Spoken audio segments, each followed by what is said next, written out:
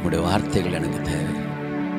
அந்த வார்த்தையை கேட்டுகிட்டே இருந்தா, அந்த வார்த்தையை கேட்டுகிட்டே இருந்துட்டு அவருக்கு எதாவது கொடுக்கணுன்றது கூட அவளுக்கு ஞாபகம் இல்லை.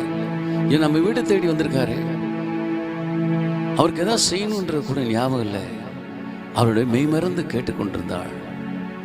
ஆண்டவர் சொன்னார், மரியாள் தன்னை விட்டு ஈடுபடாத நல்ல பங்கை தெரிந்து கொண்டாள். கர்த்தருடைய பிள்ளைகளே, இன்னைக்கு தேவனை எல்லாரும் பல காரியங்களுக்காக தேடுகிறாங்க. ஆனால் மத்தியில் கர்த்தர் மிகவும் சந்தோஷமாய் பெருமையாய் ஏற்றுக்கொள்கிறவர்கள் யாருன்னு கேட்டால், அவரோட பாதத்தில் உட்கார்ந்து அவரோட சமூகத்தை தியானிக்கிறவர்களும் அவரோட வார்த்தைகளை கேட்கிறவர்களுமே அது மிகுந்த நன்மை உண்டு. அவள் ஒரு வாலிப பிரயாணத்தில் இருக்கிறவள்.